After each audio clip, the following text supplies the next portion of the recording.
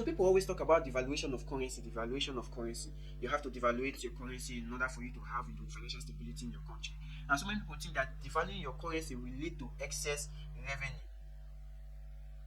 not knowing that devaluing your currency leads to chaos and reduce the purchasing power of the people. Now, Nigeria in recent times has devalued their currency on multiple occasions. And when people complain, they cite other countries that devalue their currency. And these countries have reasons why they devalue their currency. But when you ask Nigeria the reason why they devalue their currency, you keep hearing different statements that can't even be explained. Because devaluing your currency can either destabilize your economy or make your economy strong. Now, people cite the cases of Singapore, they cite the cases of China, who devalues its currency. They devalue their currency because they want their exports to be cheaper. Because China is an exporting nation, Singapore is an exporting nation, Nigeria is an importing nation. So how can you devalue your country that is surviving on importation and you claim to want to make the lives of the people better? Because when you devalue your currency that is dependent in exportation, now they will not need more money to export or to import their goods. They will not need more money to clear their goods from custom. So this is what the Nigerian state have been doing, and the IMF and World Bank, they have incorporated, with advising African nations to devalue their currency, knowing fully well that this country is not stable to back up its currency. There is nothing to back up their currency with. Nigeria is not exporting. Even the crude oil that the naira is supposed to be pegged on has been made worthless and useless to the Nigerian state. Because whatever a country has that it cannot utilize to its fullest, without interruption, is valueless and is useless to the stability of the Nigerian state or to the country in particular. So Nigerian crude has been made useless to the Nigerian people because why? They don't even get it at any point in time. So how can the naira be pegged to the crude when the crude is not being seen? The money is not being seen. We keep hearing oil theft day after day. Now I'll leave you with this short clip of the implications that devaluing this currency has on the Nigerian states. A different story. Arise News visited markets in Abuja where many Nigerians are still grappling with the high cost of foodstuffs. Findings indicate that the marginal decline does not seem to translate to relief for many consumers, while the removal of the fuel subsidy is being blamed for driving up transportation costs, which they say is keeping food prices high. If you go to the market with your 300,000, you can get goods worth of times 2 of now. You understand? But now it's not even easy. The economy is so hard on us. To compare even to our customers, most of them are complaining much. So we're not managing things. Like dozens of plantain, then you can get 50, 40. But now it's 80, 70 due to transportation.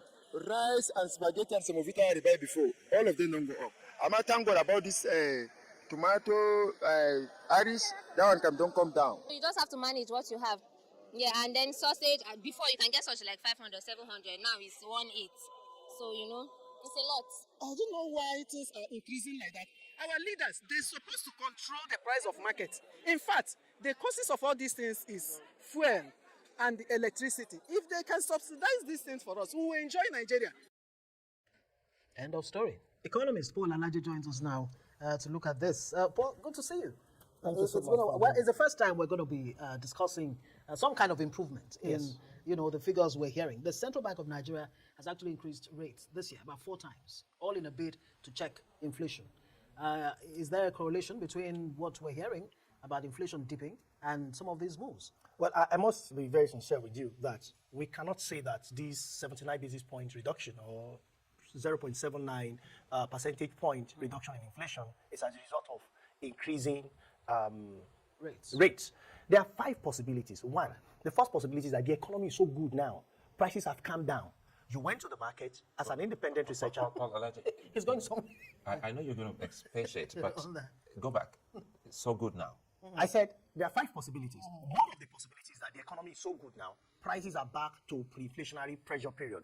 Is that the case? The answer is no, because from your report and many viewers watching around the world that know Nigeria, they may say that no, the prices of commodity are likely high. So what could be responsible for this? The second possibility could be that maybe the basket of commodity measured by the National Bureau of Statistics, prices are likely being half or reduced or by the percentage. That could be the possibility. The third one could be that monetary policy rate that is high is now making inflation to come down. We also cannot say for a fact that that is the reason. Why? Because some of the money withdrawn from the economy, they are still sterilized. They are still getting back to the system. So that will give us a counterproductive result. Why? Check money supply is still likely very high. So you cannot say that because we have increased monetary policy rate or we have increased CRR, that is why we have a marginal reduction in inflation.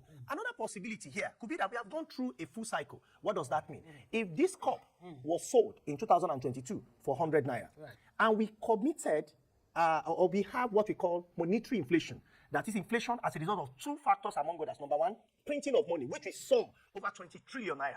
That will make double-digit inflation to be with us for a long time. Not because we are Nigerians. The same was done in Japan in the 40s and 50s and 60s. Double-digit inflation stayed. It was done in Germany. In fact, Germany abandoned their currency and printed a new one called Deutschmark because of high inflation. America was not also exempted. When America had committed the same error under what we call monetary inflation. What many people know is types of inflation. What many did not know is kind of inflation. Type of inflation, demand push and cost push. But when it comes to kind, we have monetary and non-monetary. Now, monetary inflation is the most dangerous one. And two elements of many, because there is no time for me to expand all of the factors. One is when you deliberately print money, when you know that there are options that you could have followed. We hear from the report that's coming from this media organization and many other around the country, over 20 trillion naira were printed in the last dispensation. The second one, which has not particularly stopped, is when you deliberately reduce the worth of the life of your people, what we call devaluing the currency. So if we devalue, back to my example, devalue currency, 100 naira suddenly become 200 naira a year after. So you say that there is inflation of almost 100%. The third year, when you now have to spend 250 naira, inflation will now reach 50% or 25% because 200 of 250 is about 25%. So you will say inflation has reduced. Meanwhile, you are comparing with a different base year. The new base year you are comparing with a previous year, prices are already high. So we are going into a full cycle. That is why you might be seeing some reduction. And generally speaking and professionally speaking, inflation is now increasing at a reducing rate. Have we gotten to the point of point where maybe we have reached the peak? We cannot tell because we don't know. Look at what is going on currently in the month of August. PMS price is relatively high because there are queues and there is, people are selling. For instance, just yesterday, I think we got report someone bought at 910 naira in a filling station. I bought over the weekend at 900.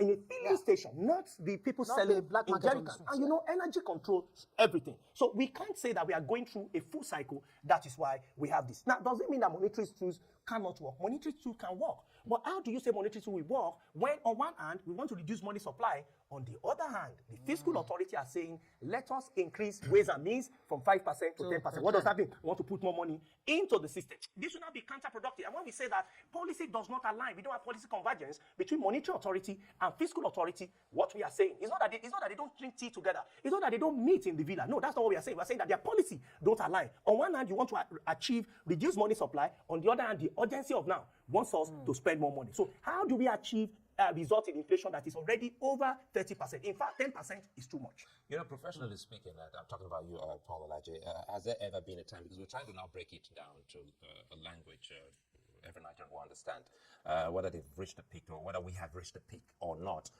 Has there been a time where things will go back to normal? There will be, certainly. But that will be function of our decision. The first thing we must do is to stop deficit. Deficit financing, deficit spending. Several countries that we study, including Russia, in 1999, when their current leader got to office, Russia was faced with horrible inflationary pressure like we are facing now. Recall that Russia is currently fighting a war, but the economic concern in Russia is not like what you have in Kenya, it's not like what you have in Nigeria, it's not like what you have in Uganda. Why? Because Russia understood, the Russian leaders, the leadership and the economic team understood that there is a war that is perpetually there. It's called the war of currency. If you devalue your currency, because you want to achieve excess revenue for government, which is the quick fix, unfortunately, it will devalue so many things, including your debt. So one thing I think the National Assembly should look at, which Germany do, France did, what's it called? Russia also did.